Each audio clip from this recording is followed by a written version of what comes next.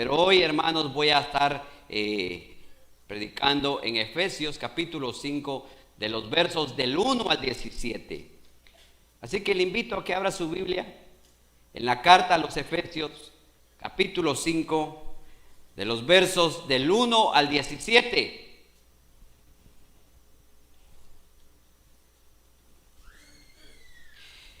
Y si se puede poner de pie en reverencia a la palabra, le agradezco. Y la palabra del Señor la vamos a leer con el permiso del Padre y del Hijo y del Espíritu Santo. Sean pues imitadores de Dios como hijos amados, y anden en amor, así como también Cristo les amó y se dio a sí mismo por nosotros, ofrenda y sacrificio a Dios como fragante aroma. Pero que la inmoralidad y toda impureza o avaricia ni siquiera se mencionen entre ustedes, como corresponde a los santos. Tampoco haya obscenidades, ni necedades, ni groserías que no son propias, sino más bien acciones de gracias. Porque con certeza ustedes saben esto, que ningún inmoral, ningún impuro o avaro, que es idólatra, tiene herencia en el reino de Cristo y de Dios. Que nadie los engañe con palabras vanas, pues por causa de estas cosas la ira de Dios viene sobre los hijos de desobediencia.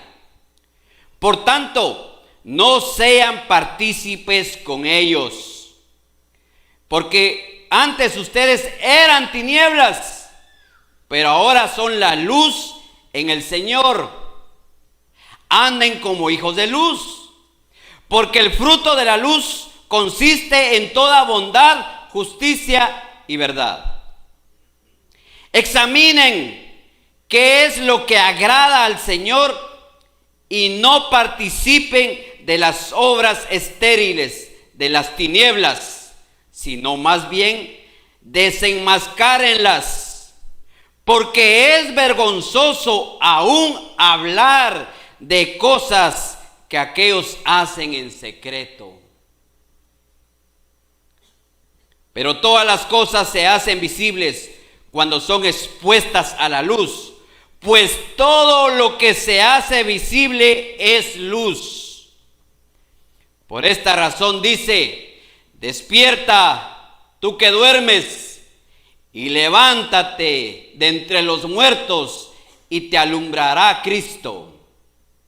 Por tanto, tengan cuidado cómo andan, no como insensatos, sino como sabios, aprovechando bien el tiempo, porque los días son malos.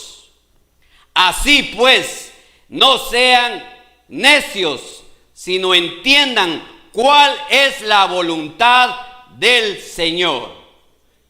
Padre amado, queremos darte gracias por tu bendita palabra,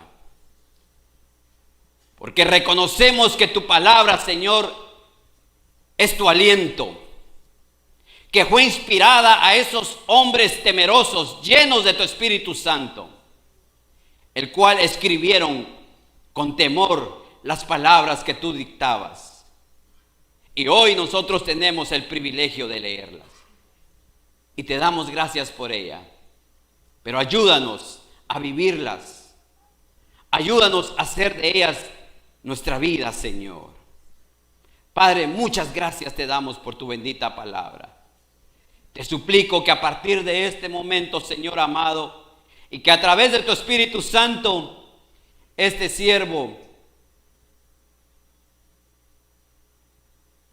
que muchas veces es inútil porque no hace las cosas que tú quieres que haga, se humilla ante ti y te suplica que sea tu Espíritu Santo hablando a través de él. Porque toda la gloria y toda la honra te pertenece a ti, en el nombre de Jesús. Amén y amén. Muy bien, iglesia, pueden tomar su asiento.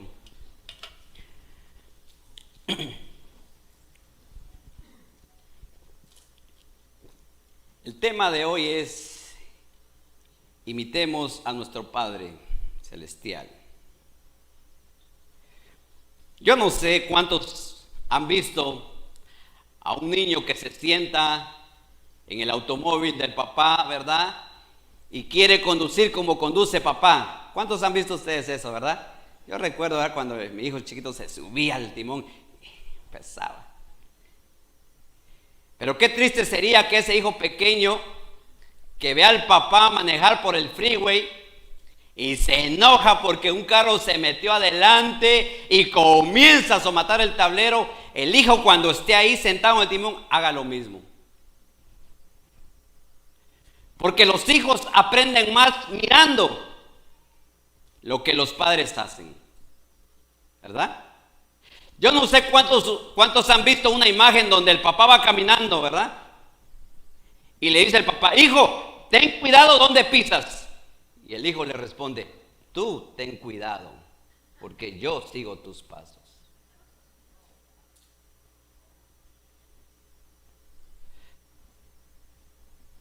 Usted y yo somos hijos de Dios. Entonces debemos imitar el amor de nuestro Señor Jesucristo.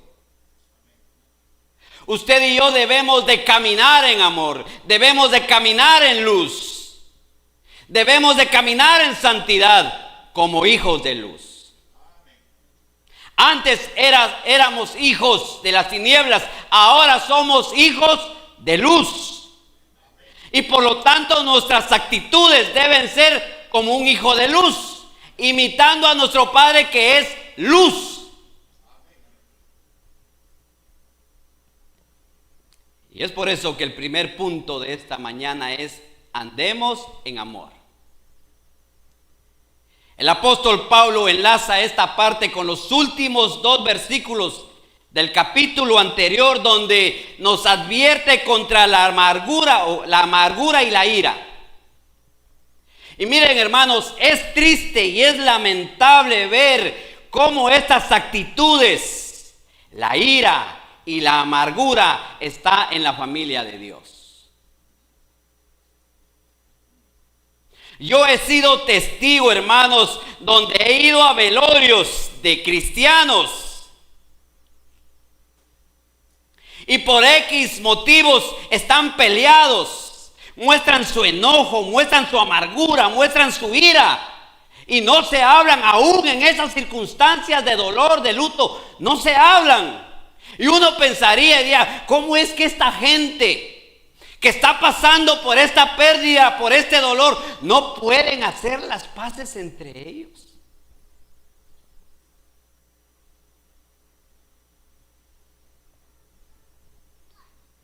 Para lograr eso, uno necesita un verdadero amor en el corazón. Primera de Pedro 4:8 dice: porque el amor cubre ¿qué? Multitud de pecados. El apóstol Pablo da 3 razones por las cuales los creyentes deben andar en amor. La primera razón es que el creyente es hijo de Dios, porque ha nacido de nuevo por la fe en Cristo. Por lo tanto, usted y yo somos partícipes de la naturaleza divina. Y ya que Dios es amor, entonces nosotros como hijos de Dios, nuestra naturaleza debe ser el amor. En nosotros ya no debe de existir el egoísmo. Eso era en la vieja vida, en la vieja vestidura, en la vieja identidad. Ahora usted y yo somos una nueva criatura en Cristo. Por lo tanto, todas estas cosas ya no pertenecen a este nuevo cuerpo.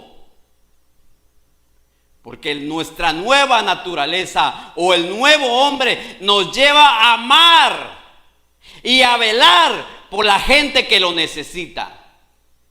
amarnos los unos a los otros. Esa es la nueva naturaleza, que usted y yo nos amemos como Cristo nos ama, que reflejemos el amor de Cristo donde quiera que vayamos. Porque qué triste es que usted se sienta a la par de un hermano. Qué triste y lamentable es, amada iglesia, que usted se sienta a la par de un hermano a la cual usted no le habla.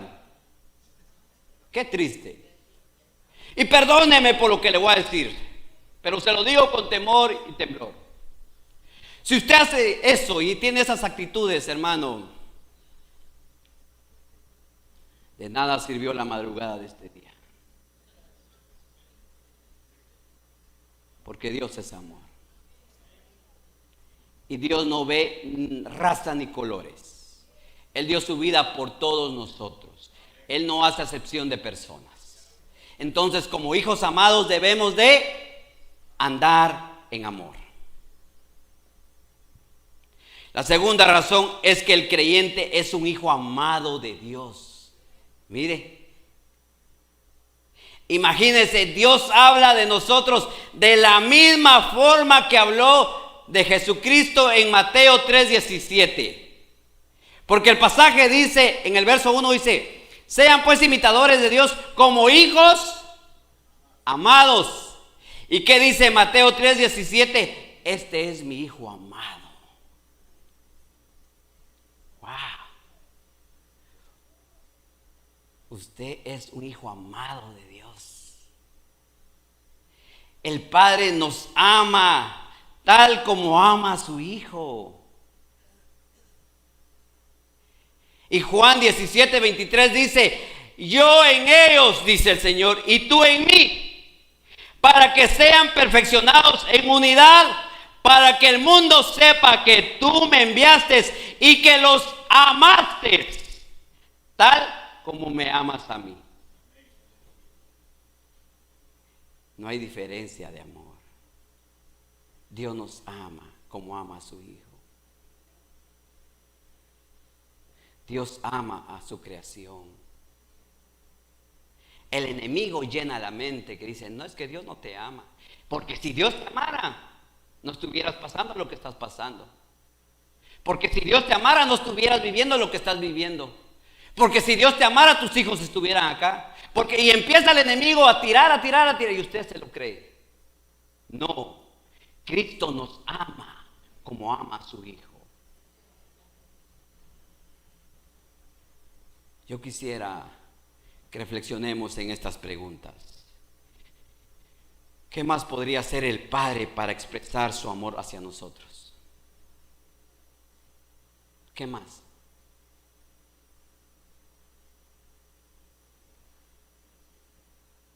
Nada, ¿verdad? Ya lo hizo todo. Ya entregó a su Hijo amado en la cruz y ahí mostró su amor, porque de tal manera amó Dios al mundo que entregó a lo más amado para que viniera y muriera por nosotros que antes éramos enemigos de Dios. Dios nos ama. Entonces la pregunta ¿es demasiado pedirnos andar en amor para agradarle a Él?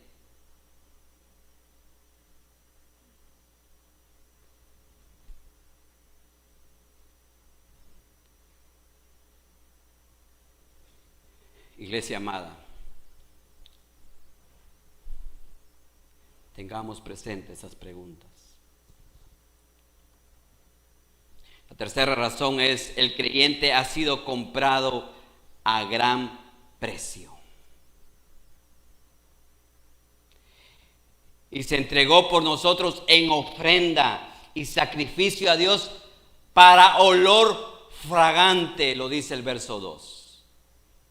Y Juan 15:13 dice: nadie tiene un amor mayor que este, que uno dé su vida por sus amigos.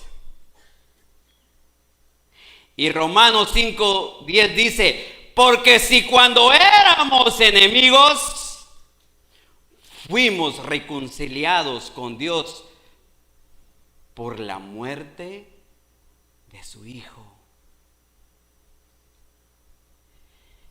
qué muestra de amor tan grande. Que aquel que podía bajar de aquella cruz no lo hizo. ¿Por qué? Por amor a nosotros.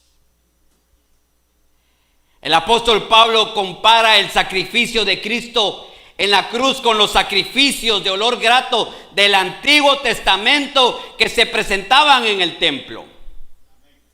Un comentarista dice lo siguiente en cuanto a este punto.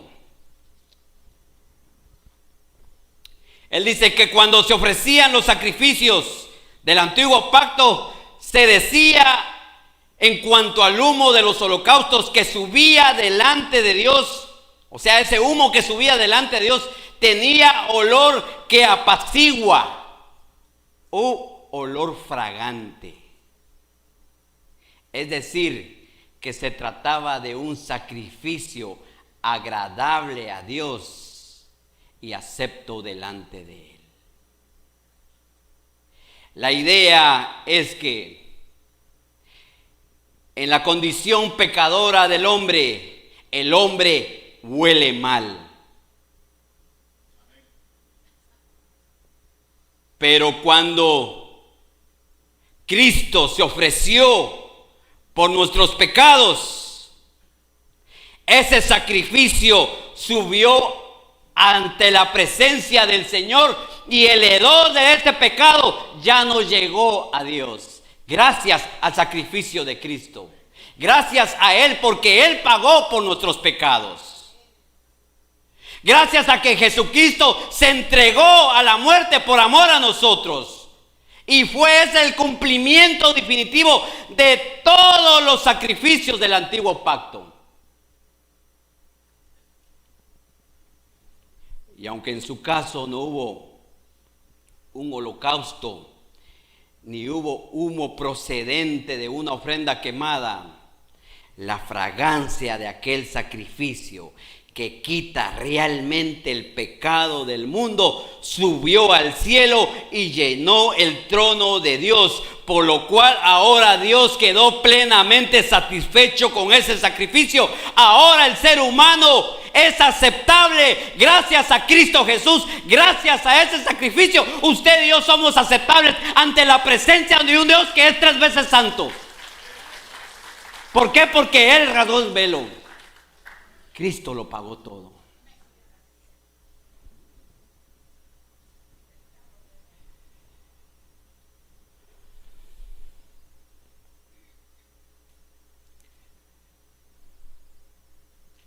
Sin embargo, hermanos, el apóstol Pablo no está describiendo los efectos gloriosos del sacrificio de Cristo.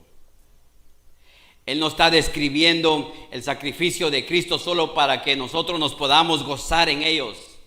No, sino para que podamos imitar el ejemplo y ser nosotros mismos fuente de fragancia para Dios.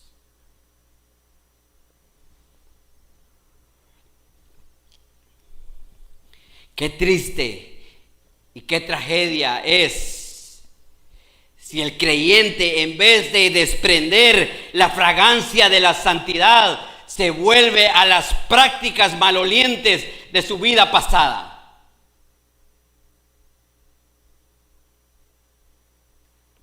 Alguien dijo, sería como una hermosa chica después de ponerse un perfume muy costoso y tan costoso, se pusiera a revolcar en el fango y la inmundicia de una pocilga.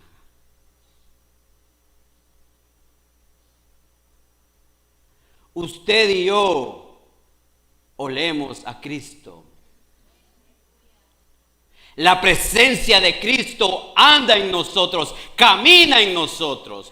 Por lo tanto, el creyente donde camina debe oler a Cristo, debe oler al amor de Cristo, oler a la compasión de Cristo. Que cuando vengamos a la iglesia, que nosotros desprendamos una fragancia de olor agradable ante la presencia de Dios. Que cuando abramos nuestros labios, que desprenda de nosotros una alabanza gloriosa que llene la presencia de Dios.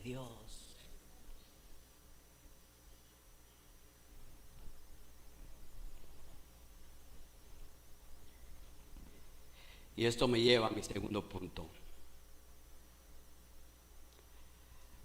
Andemos como hijos de luz. Versos del 3 al 14.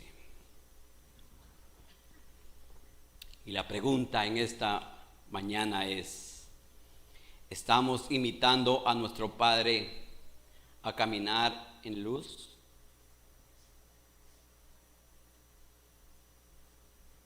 Porque si somos hijos de luz,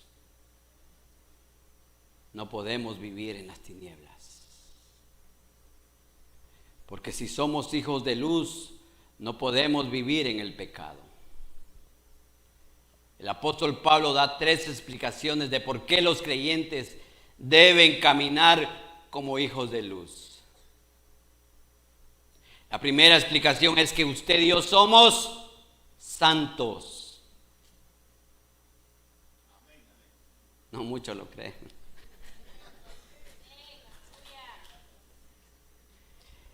Hermanos, la palabra santo significa que somos apartados o separados de este mundo de tinieblas que nos rodea. Primera de Pedro 2:9 dice, pero ustedes son linaje escogido. Usted y yo somos escogidos. No somos cualquier linaje, somos escogidos. Y luego dice, real sacerdocio. Wow. Nación santa. Entonces, si somos linaje escogido, real sacerdocio, nación santa, no debemos entregarnos a los pecados que pertenecen a este mundo lleno de tinieblas, lleno de maldad, en el cual el apóstol Pablo va a nombrar acá. Pablo nos advierte en contra de los pecados de la inmoralidad sexual y la impureza. Hermanos, estos pecados dominaban aquel tiempo y dominan este tiempo.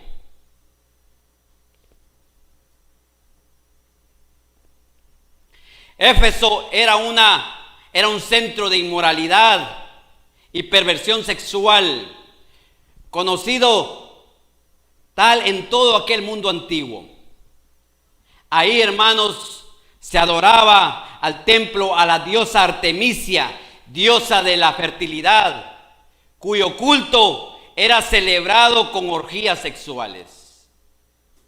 Y falta tiempo para enumerar todas esas orgías que ellos hacían en el templo.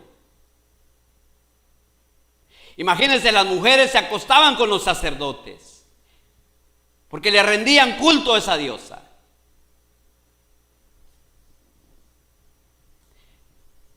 Es probable, hermanos, que algunos de los miembros gentiles de la iglesia de Éfeso, acostumbrados a estas prácticas inmorales, se encontraban todavía bajo ciertas esclavitudes sexuales, lo cual estaba causando escándalo en los miembros procedentes del judaísmo, porque ellos nunca habían cedido a esa clase de pecados. Y para ellos era un escándalo de ver cómo estos gentiles todavía practicaban cosas de los que ellos nunca habían practicado. Y por eso que el apóstol Pablo les habla a ellos. Pero da pena decirlo, amada iglesia, pero estos pecados han invadido algunos hogares cristianos y han causado dolor en algunas iglesias. Hermanos, las grandes luchas de nuestros adolescentes, nuestros jóvenes y los no tan jóvenes se encuentran en este campo de la inmoralidad sexual. Hoy la pornografía está a la mano de nuestros hijos. Dice que la pornografía se consume más en aquellas personas que están en casa cada día.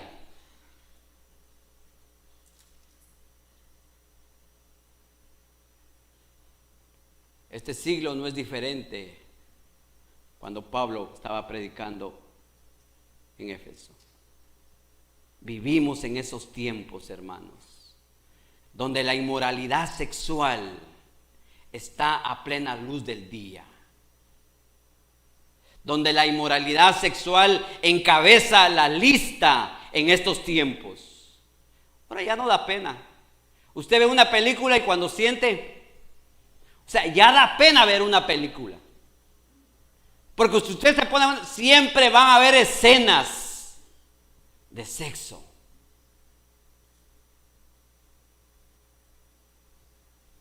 Colosenses 3:5 dice Pablo: por tanto, dice él, hablando de esas cosas, consideren los miembros de su cuerpo terrenal como muertos a la fornicación, la impureza, las pasiones, los malos deseos y la avaricia, que es idolatría. Porque aquel que practica esa clase de inmoralidad sexual es un avaro. ¿Por qué? Porque quiere experimentar más y más y más y no se conforma, quiere experimentar más y más y más. Y cuando él hace eso, pasa a idolatrar lo que él está haciendo.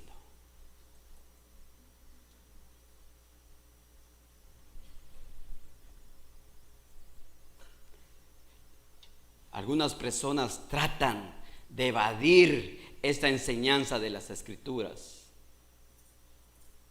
Pero recuerde lo que dice Pablo: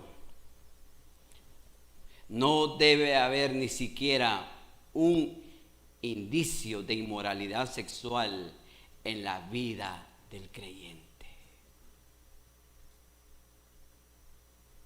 Las palabras del apóstol Pablo son claras. Ustedes eran tinieblas, ahora son luz. Por lo tanto, demuestren lo que en realidad son. Es lo que el apóstol Pablo está diciendo. Antes de continuar, hermanos, quiero decirles que la Biblia no está en contra de la intimidad sexual. No. Más bien está a favor de la intimidad dentro del pacto matrimonial entre un hombre y una mujer en el matrimonio.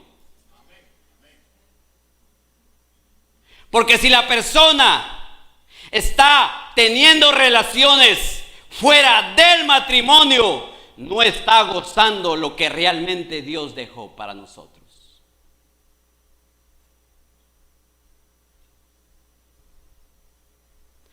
Un comentarista dice lo siguiente en cuanto a este punto: no es difícil ver la relación entre los pecados nombrados en el versículo 3 y 4. Él dice, mire, la gente que tiene apetitos bajos, por lo general cultiva una clase de conversación y humor bajos. Una conversación que no es agradable, que es la más vil, la más baja. Y él dice, y a menudo las personas que quieren cometer pecados sexuales o que los han cometido, mire, disfrutan bromeando sobre esos pecados. En cierta ocasión, una hermana asistió a una comida de aniversario en honor a su amigo, sin saber que habría una comedia vil después de la comida. El supuesto cómico trató de entretener a la multitud con humor grosero que degradaba todo lo que la hermana consideraba sagrado y honorable.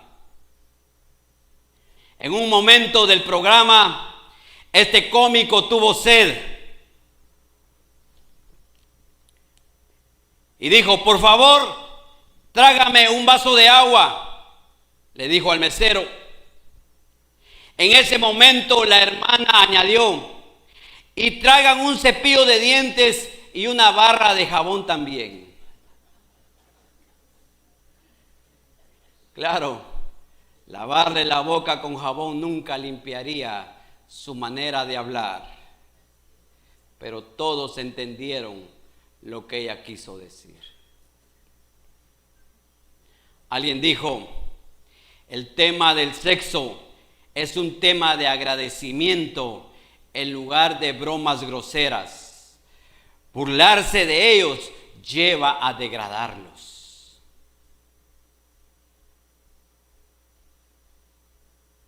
Yo no sé cuántos han estado en una conversación así.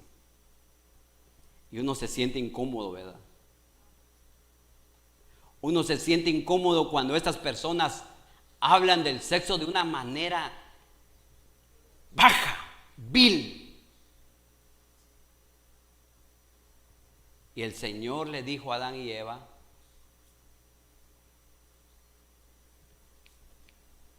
que les dejó la intimidad sexual, ¿para qué? Para procrearse, para llenar la tierra, no para estar divulgando, ¿verdad? Y la amonestación de Pablo es: ustedes que son santos no deben ni siquiera hablar de esas cosas. La próxima vez, cuando el amigo del trabajo comience a decir: lo siento, mi amigo, pero te veo mañana. O muchas veces en la hora del lonche, ¿verdad? Cuando yo trabajaba, no trabajo, ¿verdad? Pero ahora ya no. Pero ahora ya no trabajo para un patrón. Pero cuando yo trabajaba para alguien y se reunían la bola ahí para comer, no salían palabras buenas. Pura suciedad, degradando a la mujer y degradándose ellos mismos también. La segunda explicación es que usted y yo somos reyes y sacerdotes. Cuando confiamos en Cristo, entramos en el reino de Dios. Juan 3:3 dice: Jesús le dijo, te aseguro que si una persona no nace de nuevo, no podrá ver el reino de Dios. Pablo deja aclarado que la gente que de forma deliberada y persistente vive en el pecado no tendrá parte en el reino de Dios. Porque Gálatas 5:21 dice: los que practican tales cosas no heredarán el reino de Dios. Hermanos, el inmoral y el avaro serán juzgados igual que el fornicario. Para Pablo, la avaricia es igual a la idolatría.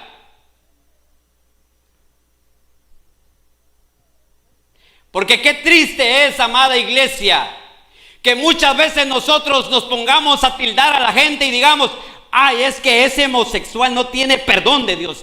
Dios lo va a castigar, Dios va a caer juicio sobre él y va a ver cómo el Señor lo va a tratar.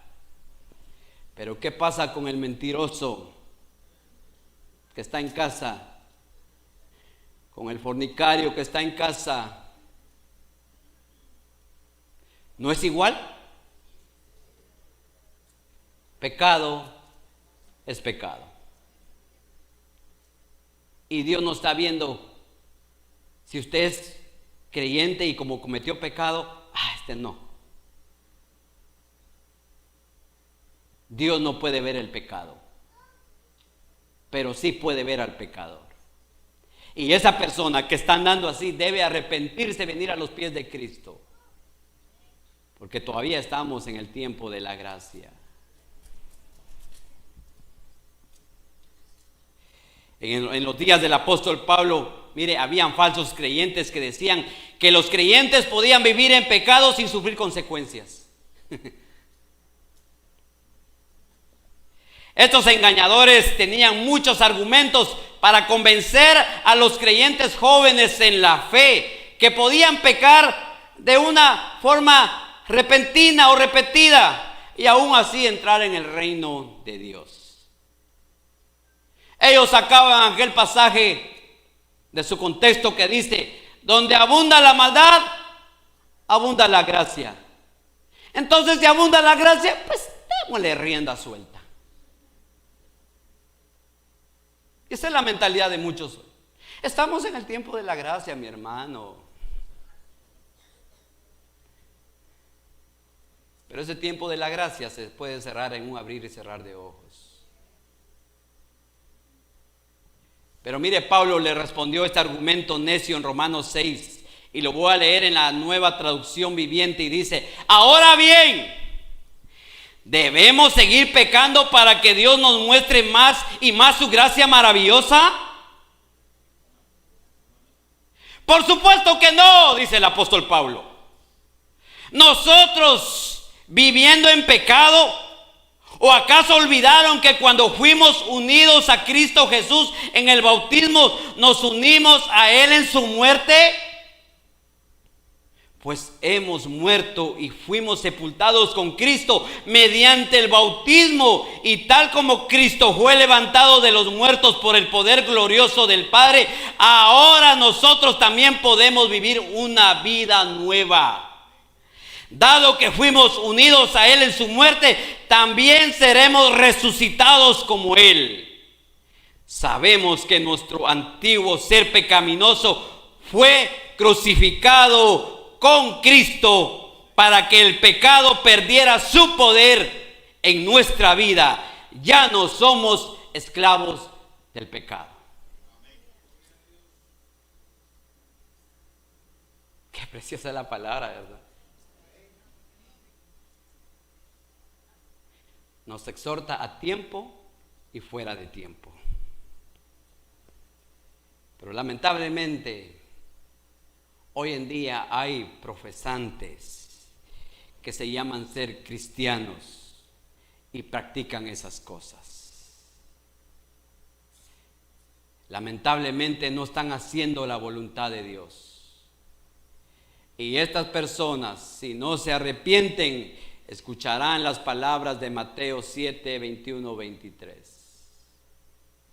Pero Señor, si yo predicaba, Señor, yo iba los domingos a la iglesia, el Señor les dirá: no te conozco. Qué triste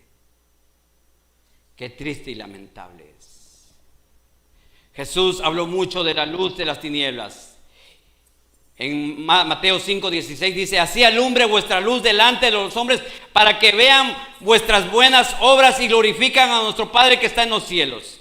Y Juan 3:20, 21 dice: porque todo aquel que hace lo malo aborrece la luz y no viene a la luz, para que sus obras no sean reprendidas. Mas el que practica la verdad viene a la luz, para que sea manifiesto que sus obras son hechas en Dios. Hermanos, andar como hijos de luz significa vivir ante los ojos de Dios sin esconder nada. Usted y yo le podemos esconder a nuestra esposa o esposo o hijos o la familia en Cristo cosas en nuestro corazón y en nuestra mente. Pero recuerde, todas las cosas están desnudas y abiertas ante los ojos de quien un día usted y yo vamos a tener que rendir cuentas.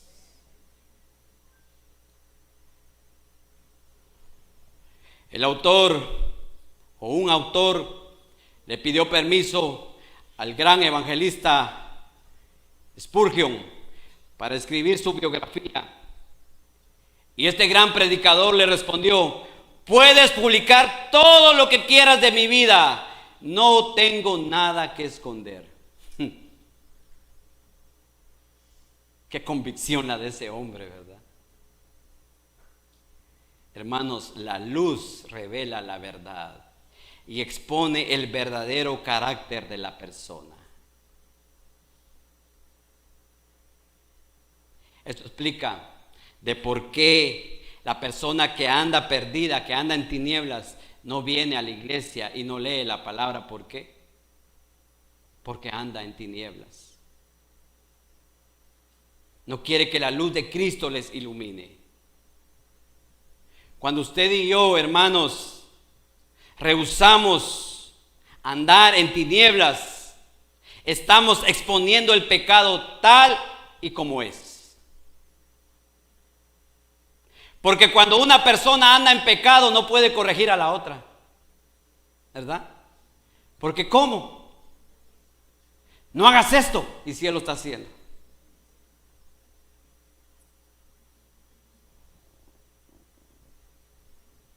Recordemos, hermanos, que Jesús dijo en Juan 12:46, yo soy la luz que he venido para alumbrar a este mundo. Y también le dijo a sus discípulos, vosotros sois la luz de este mundo. Usted y yo como discípulos fuimos llamados para iluminar la luz de Cristo a este mundo que anda perdido. Pero lamentablemente, amada iglesia, el letargo espiritual ha entrado en la vida de algunos creyentes. Y es por eso que el apóstol Pablo en el verso 14 nos dice, despiértate tú que duermes y levántate entre los muertos y te alumbrará Cristo. Es triste y lamentable escuchar cómo los incrédulos tildan a los creyentes, hermanos.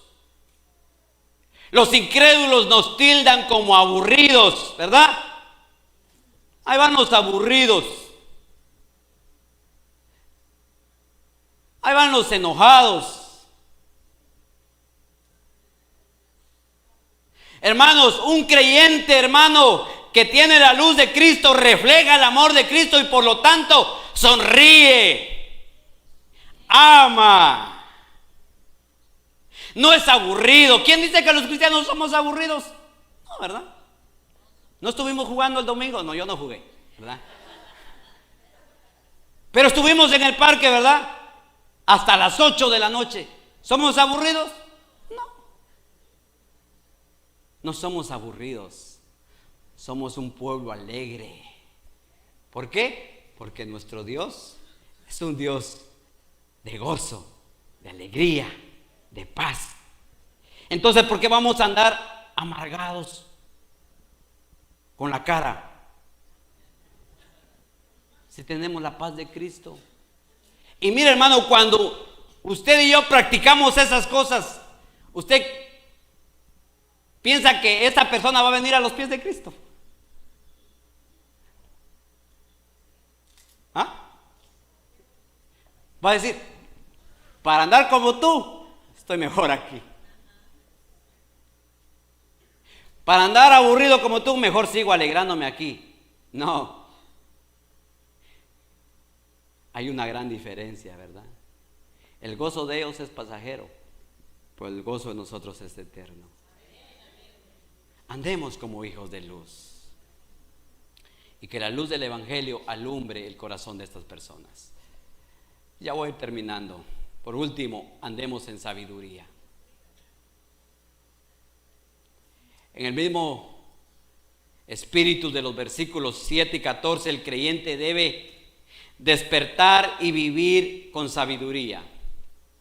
Hermanos, el apóstol Pablo nos exhorta a caminar cuidando y aprovechando bien el tiempo, porque los días son malos. La gente que no es sabia anda como loco, ¿verdad? Y como cuando andan como loco, ocasiona accidentes. Muchas veces usted ve a ese conductor, se mete para salir, usted va ahí, y qué loco. Y cuando usted viene adelantito, no sé si usted ha visto, ese carro que venía haciendo ese zigzag, allá está, allá lo tienen. O sea, hay consecuencias para aquella persona que no es sabia.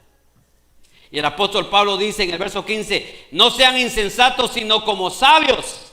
Y Proverbios nos da una lista de pasajes en cuanto a ser sabios. Y él dice, el temor del Señor es el principio de la sabiduría. Los necios desprecian la sabiduría y la instrucción. Y también está Proverbios 10:1, si lo quiere anotar, Proverbios 10:1, Proverbios 12:15, Proverbios 14:16 y Proverbios 28:26. Dice, el necio confía en sí mismo, el sabio se pone a salvo. ¿Cómo adquiere el creyente sabiduría? El proverbista nos dice, en el Proverbios dice, que debamos pedir la sabiduría al Señor.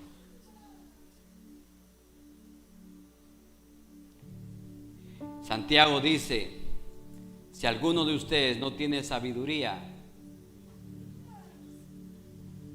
pídasela a su hermano, al vecino, al esposo, a la esposa, aunque muchas veces, ¿verdad?, ya dan consejos sabios, ¿verdad? Siempre. Pero Santiago dice: pídasela a Dios, Él se la dará a todos en abundancia.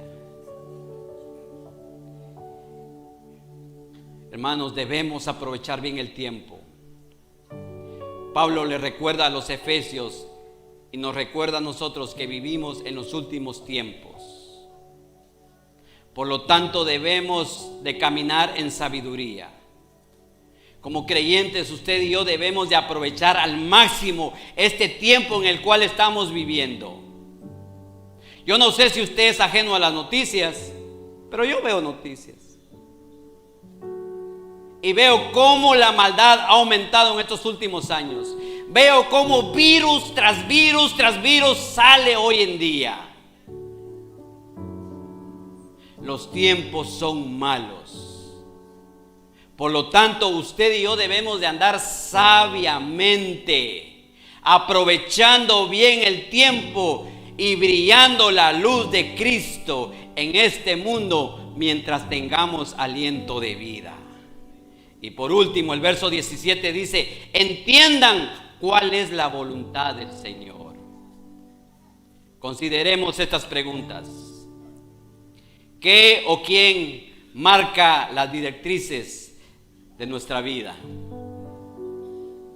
¿Dependemos de nuestros propios criterios, de nuestros propios apetitos o de nuestra propia voluntad?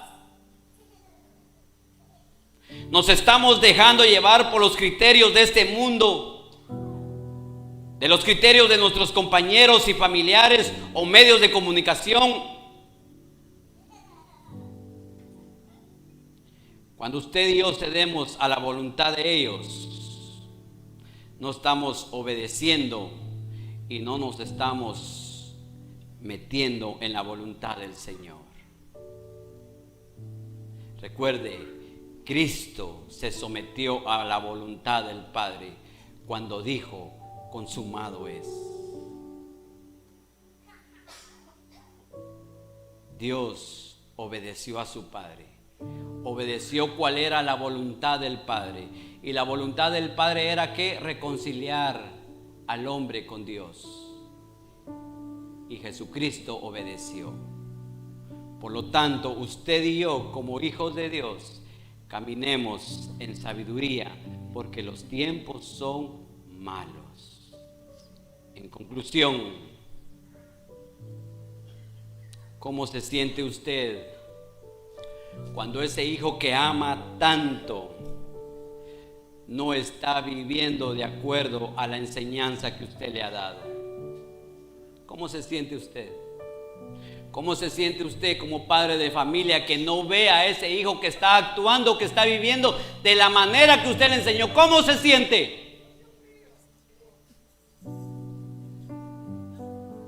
Uno se siente triste, decepcionado de ver las actitudes de mi hijo, de decir: pero hijo, yo te enseñé esto, o sea, yo te modelé esto, yo te modelé cómo debías de caminar y vivir, pero no lo estás haciendo. ¿Cómo se siente uno de padre? Triste, desesperado, agobiado de ver a este hijo que tanto amo, que le di todo, o que le estoy dando todo, no hace lo que yo quisiera. Pero ahora, ¿cómo se siente un hijo, a ese hijo amado que es obediente a usted? ¿Cómo se siente cuando él hace lo que usted le dice, actúa de la forma adecuada? Yo como padre me pongo como el pavo real, ¿verdad? Ese es mi hijo. Este es mi hijo. Ese es mi hijo amado. No sabe quién es el papá de ese niño. Yo soy el padre de él.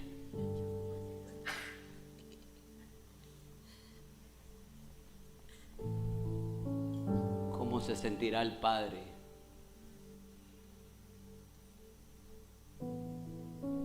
¿Cómo se sentirá nuestro Padre Celestial cuando ve en nosotros actitudes de las cuales no le agradan a Él? ¿Cómo se sentirá el Padre cuando su criatura, al que Él formó, no ama a la otra criatura que Él formó? ¿Cómo se sentirá el Padre? Si es el mismo Padre, es el mismo Dios, es la misma sangre que pagó por los dos, ¿cómo se sentirá el Padre de ver a esa creación que no le ama? ¿Cómo se sentirá el Padre a ver a este mundo que es indiferente a Él? ¿Cómo se siente el Padre?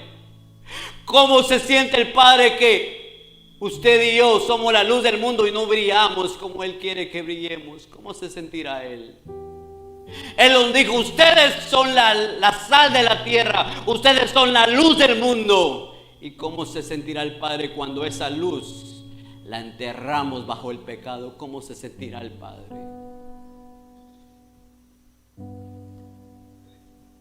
El Padre pagó un gran precio por nosotros.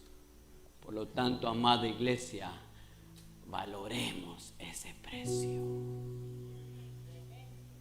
Imitemos al Padre, imitemos su amor, su compasión, su misericordia. Vivamos en santidad hoy y siempre, porque sin santidad nadie verá al Señor.